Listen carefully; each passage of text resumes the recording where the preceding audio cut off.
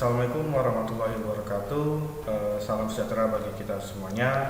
Perkenalkan, nama saya Angga Septian, MN, SPD, PDT. Saya merupakan dosen tetap di program studi Teknik Informatika Universitas Pamulang.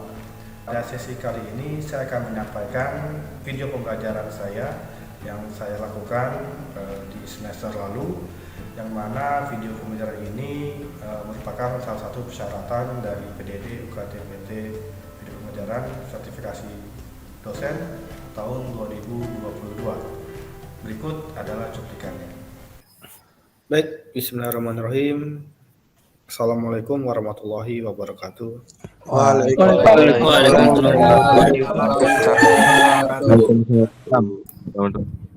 Baik, selamat pagi ya, pagi menjelang siang bagi rekan semuanya. Salam sejahtera bagi kita semua. Baik, selamat datang di kelas metodologi penelitian.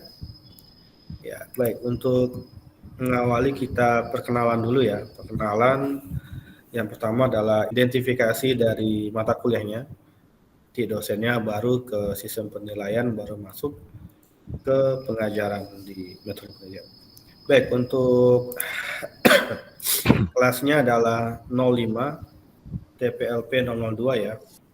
Di sini terpantau mahasiswanya berjumlah 34 orang dan ini mahasiswa baru semua.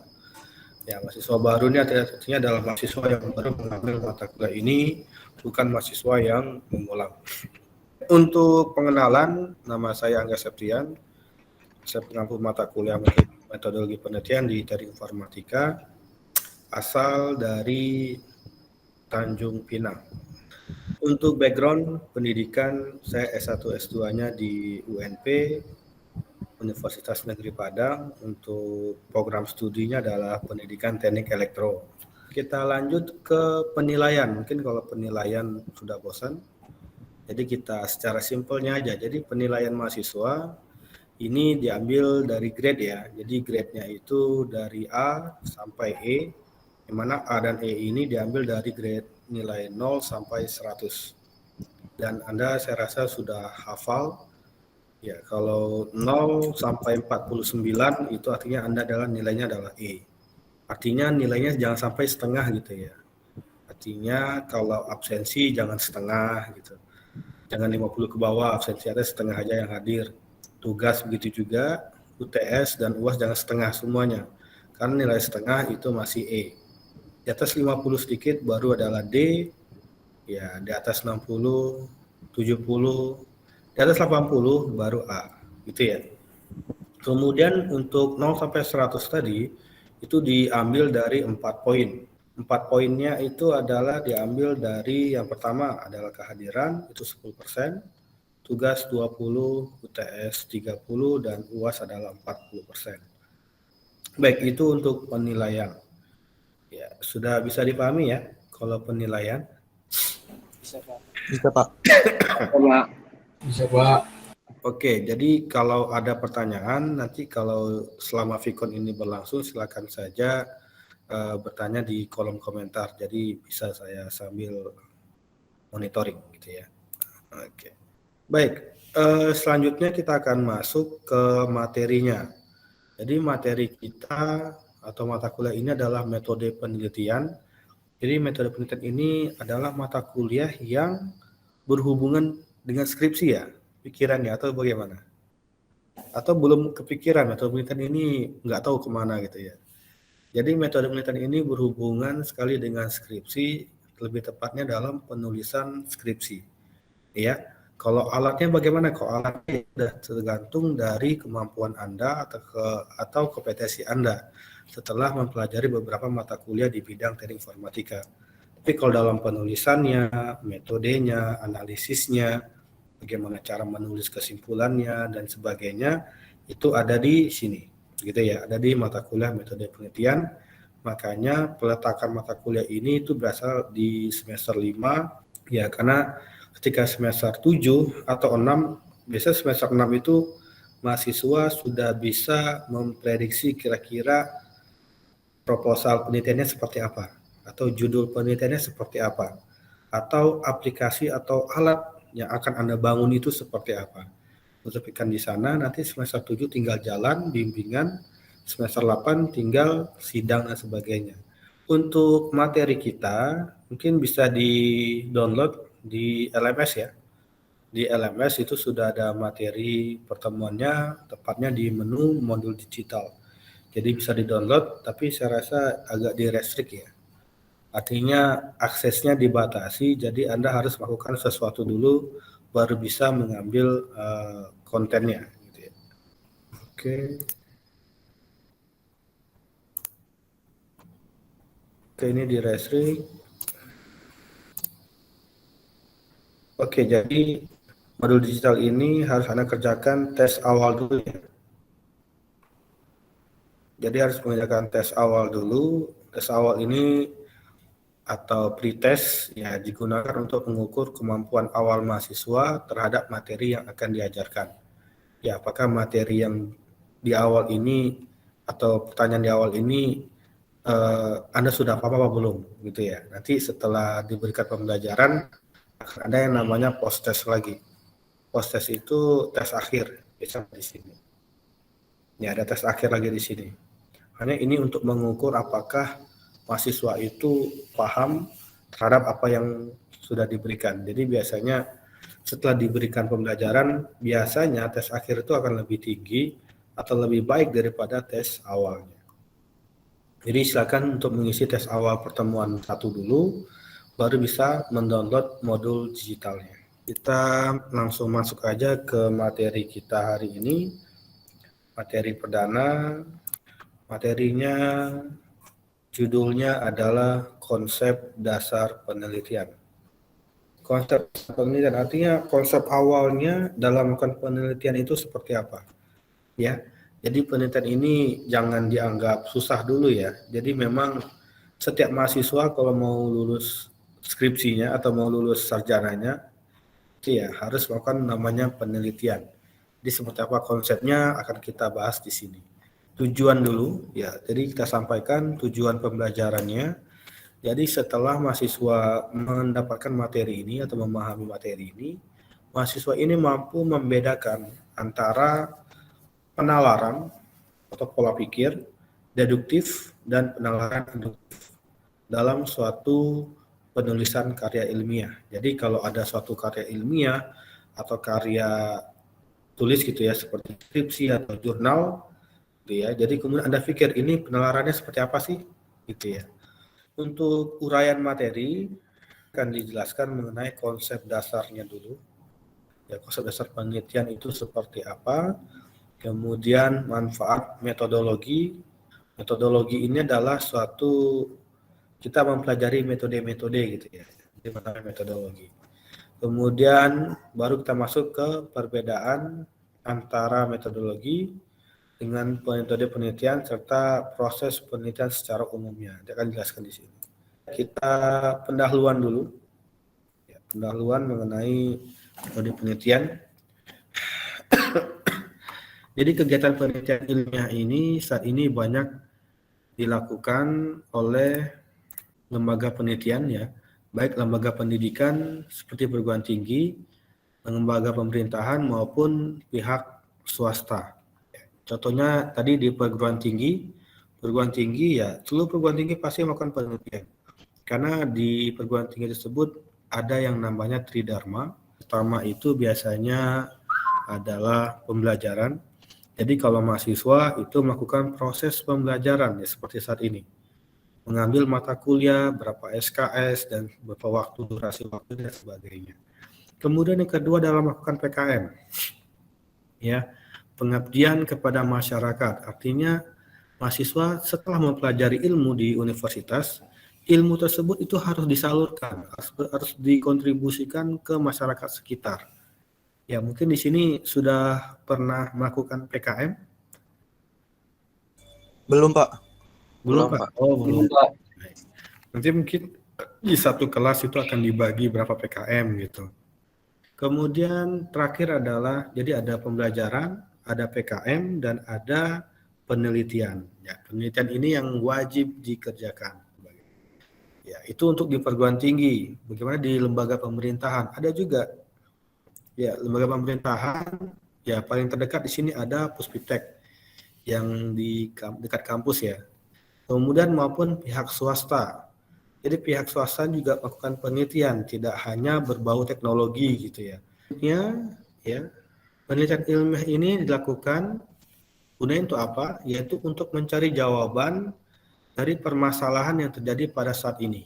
Jadi penelitian ini dilakukan untuk mencari jawaban. Jadi ada banyak pertanyaan sebenarnya gitu ya. Pertanyaan ini yaitu dari permasalahan. Kadang permasalahan ini atau dalam kata masalah ini yang saling disalahartikan gitu. Apa sih itu masalah? Suatu tersebut dikatakan masalah itu seperti apa gitu. Ada yang bisa menjelaskan nggak? Apa itu masalah? Ada dapat? Apa itu masalah? Ya, masalah atau problem di sini ya, didefinisikan sebagai suatu pernyataan tentang keadaan yang belum sesuai dengan yang diharapkan. Oke, contohnya seperti apa? Oke, contohnya Aldi ya. Aldi ini motor dengan pasangannya dari rumah menuju ke tempat rekreasi gitu ya. Tiba-tiba motor Aldi ini tengah jalan mogok gitu, mati gitu ya. Kemudian pas dicek rupanya bensinnya habis. Pada kasus tersebut, apakah itu disebut masalah? Apakah motor Aldi bermasalah gitu ya? Jawabannya seperti apa? Masalah atau tidak? Masalah, Pak. Iya, masalah, Pak. Bensinnya habis. Bensinnya habis nih. Wah, masalah nih gitu ya. Atau Aldinya mau ke kampus gitu ya. Pagi-pagi jam 7 lewat 10 harus ke kampus, rupanya tengah jalan bensinnya habis. Apakah ini masalah? Masalah ya. Oke, artinya kalau itu permasalahan, maka harus dilakukan yang namanya penelitian. Ya. Artinya Iya, kalau Pak. jadi kalau motor Aldi bermasalah harus dibawa ke bengkel. Apakah seperti itu? Apakah kalau bensinnya habis nih, langsung bawa ke bengkel? Apakah seperti itu? Ke pom bensin, Pak. Enggak, Pak, ke Belum pom tentu, bensin. Pak. Ya belum tentu ya. Jadi kalau bensinnya habis, ya jangan diteliti ya, jangan dilakukan penelitian. Oh bensinnya udah habis, udah jelas. Oh bensinnya habis, ya udah. Cari SPBU terdekat, isi di sana. Gitu. Barulah hidup motornya gitu. Jadi itu bukan masalah ya. Jadi kalau jalan gitu ya, tiba-tiba tengah jalan bensinnya habis gitu. Oh habis ini. Ya, itu bukan masalah. Kalau masalah dia langsung bawa ke bengkel. Kalau kondisi permasalahan seperti apa sih? Kondisi contoh soalnya. Jadi gini nih, Aldi dengan pacarnya ya, wadah tadi ganti gambarnya. Aldi dengan pacarnya jalan nih naik motor. Ya. Tiba-tiba tengah jalan mati mogok gitu. Pas dicek bensinnya ada. Bensinnya ada, akinya oke gitu ya. Semuanya oke, tapi nggak mau jalan ini motor gitu. Artinya kita kan ini apa sih masalahnya gitu ya. Bensinnya ada kok mati gitu. Barulah lakukan penelitian. Orang yang melakukan penelitian ada orang yang ahli, artinya dia harus dibawa ke bengkel. Jadi seperti itu harus seperti itu ya untuk menentukan apakah itu masalah apa bukan. Ya. Jadi kalau sesuatu yang sudah tahu jawabannya itu bukan masalah. Anda udah tahu nih bensinnya habis nih, ya udah isi bensin. Wah, Anda sudah tahu nih akinya udah mati nih, ya udah ganti aki gitu. Kecuali akinya oke, bensinnya oke, barangnya oke semuanya. Tapi kok nggak mau jalan ini motor. Ya itu yang disebutkan dengan masalah sesuai dengan definisi tadi. Suatu pernyataan tentang keadaan yang belum sesuai dengan yang diharapkan. Baik, selanjutnya hasil penelitian ini merupakan karya ilmiah yang dapat disajikan dalam berbagai bentuk. Ya, contohnya seperti makalah. Ya, kemudian ada laporan penelitian, ya contohnya ada skripsi, tugas akhir dan sebagainya ya. Kemudian ada buku-buku ilmiah, ya book chapter biasanya, atau karya ilmiah lainnya yang dipublikasikan. Ya. Jadi karya ilmiah, jadi contohnya dia membuat aplikasi dan aplikasi ini bisa dikembangkan atau diindustrikan, ya diindustrikan. Jadi artinya dia bisa dijual belikan, tapi dengan fungsi yang sangat beragam.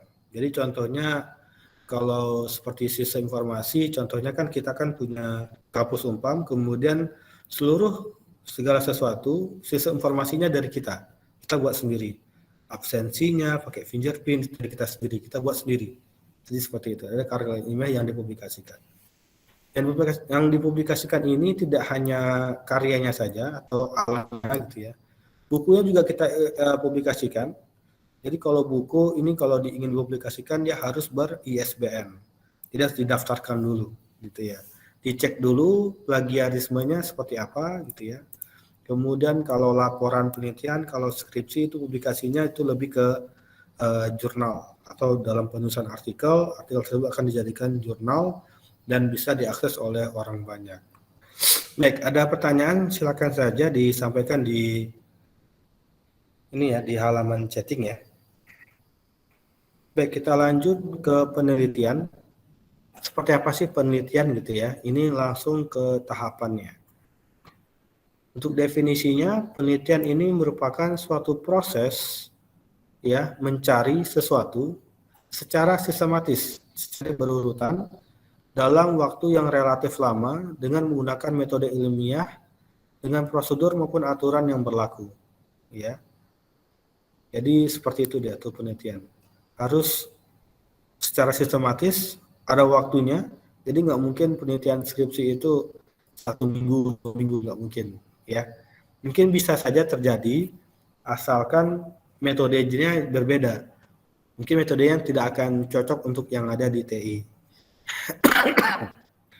Baik, penelitian itu sendiri terjadi karena adanya dorongan rasa ingin tahu mengenai sesuatu hal yang sedang terjadi di lingkungan sekitar. Ya, jadi kalau ingin mencari permasalahan atau masalah yang akan diangkat menjadi penelitian itu jangan jauh-jauh dulu. Dari diri kita dulu gitu, dari lingkungan sekitar aja dulu, ya. Kira-kira permasalahannya apa sih di daerah sekitar kita gitu ya. Kemudian baru kita kembangkan, kalau tidak ada baru dilebarkan lingkungannya. Seseorang melakukan penelitian ini untuk mencari jawaban dari permasalahan yang sedang terjadi, ya. Tapi sangat jarang sekali penelitian itu hanya bertujuan untuk diri sendiri, jarang sekali, ya. Karena setiap manusia itu pasti memiliki permasalahan yang hampir sama gitu. Mungkin kalau saya mungkin punya masalah mungkin sama seperti kawan saya permasalahannya. Ya jadi jarang sekali yang benar-benar penelitian itu hanya untuk dirinya sendiri. Untuk penelitian ini terdiri dari beberapa tahapan. Ya, tahapan-tahapan tersebut itu harus saling terkait satu dengan yang lainnya. Ya, tahapannya secara umum itu adalah yang di sini. Ya, tahapan umumnya seperti ini biasanya sudah dipecah-pecahkan di skripsi dari bab 1 sampai bab 5. Baik, kita baca dulu dari Rizwan Agam. Rizwan Agam bertanya, apa hasil penelitian itu harus selesai secara benar atau boleh mendekati benar atau tidak sempurna? Baik, sebelum menjawab pertanyaan si Mas Rizwan Agam. Jadi ada modelnya dalam penelitian. Jadi penelitian mahasiswa D1 atau D3 lah ya. D3, D4, S1, S2, S3 itu beda-beda tahapannya. Ya, modelnya juga beda. Kalau untuk penelitian S1 yang sekarang Anda ya, itu untuk dalam penelitian itu lebih ditekankan pada proses penelitiannya, bukan pada hasil. Ya, jadi lebih ke prosesnya. Artinya prosesnya harus sudah benar dulu, walaupun hasilnya tidak sempurna.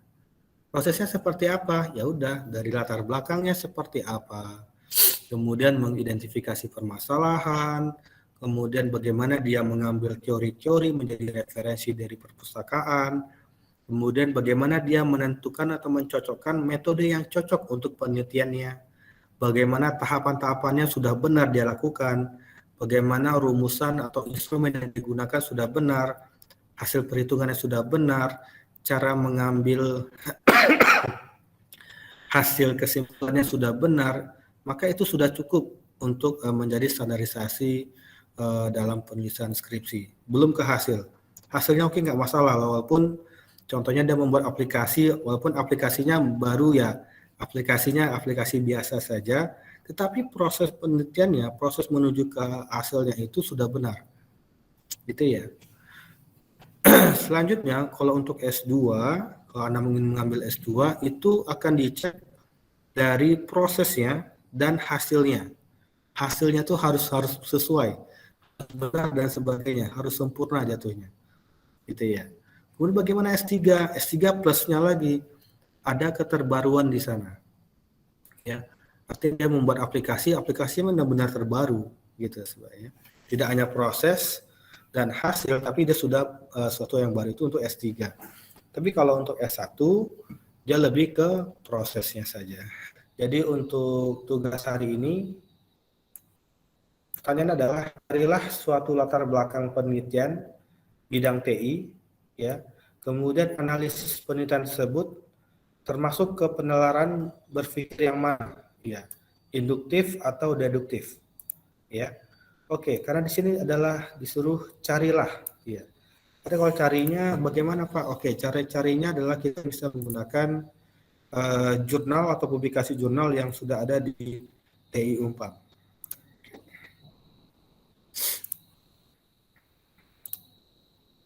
Mungkin awalnya dulu.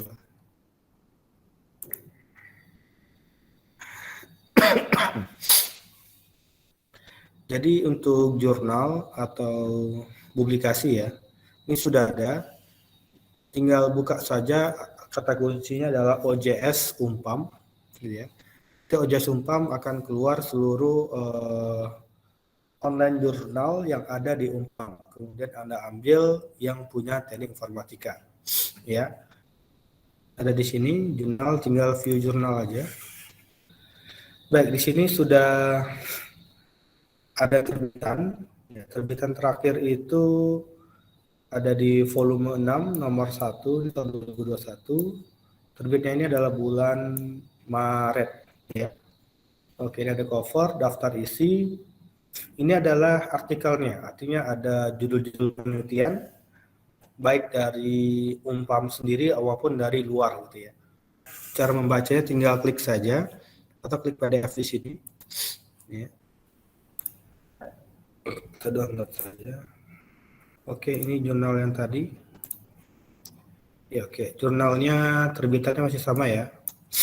Kemudian ini judulnya adalah aplikasi kehadiran mahasiswa menggunakan MSc Card berbasis mobile Android. Oke, ini penulisnya. Mereka dari Teknik Informatika Universitas Singa Perbangsa Karawang. Ya, jadi jurnal ini yang punya TI juga bisa diakses oleh orang lain untuk dibaca dan juga bisa diakses atau kita ingin dipublikasi di Unpam, jadi boleh seperti itu. Atau mahasiswa Unpam ingin publikasi di luar kampus bisa nggak Pak? Boleh, bisa ya. Oke, ini contoh artikel ya. Artikel itu sebenarnya dia meringkas dari satu skripsi gitu ya. Kemudian satu skripsi tadi diringkas lagi jadi abstrak ya. Jadi abstrak ini isinya itu minimal ada 3. Ada tujuan penelitiannya apa, metode yang digunakan apa, hasil seperti apa, itu 3 aja hasilnya. Baik, ini contoh tulisannya ya untuk jurnal.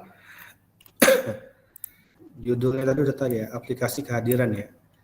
Baik, kita cek masalahnya apa sih? Apakah ini benar-benar masalah? Apakah masalah ini sudah ada gitu, atau teknologi ini sudah ada, sudah pernah diterapkan? Jadi dalam penulisan pendahuluan ini ya biasanya isinya adalah latar belakang masalah. Isinya ini pertama kali kita sampaikan adalah kondisi seharusnya seperti apa. Kondisi idealnya itu seperti apa. Oke. Jadi bisa dilihat ya dari bahasanya nih. Pada zaman modern saat ini ya seharusnya seperti ini gitu ya. Bla bla bla, dia menjelaskan RFID ini apa ya, fungsinya apa. Kemudian hubungannya dengan handphone seperti apa.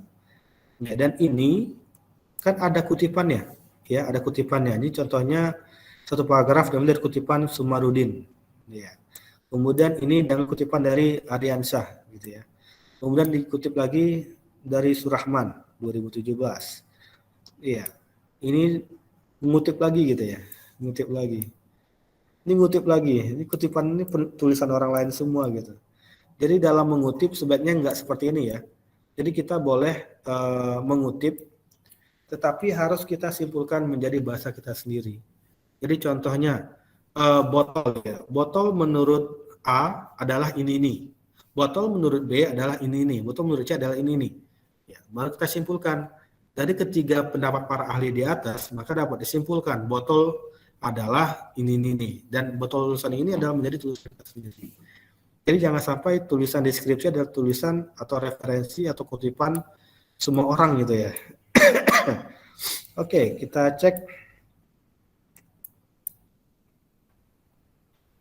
Oke, permasalahan sudah nampak di sini ya. Permasalahannya adalah, ya oke, mungkin dari kondisi idealnya perkembangan zaman sekarang absensi sudah hebat-hebat ya teknologinya.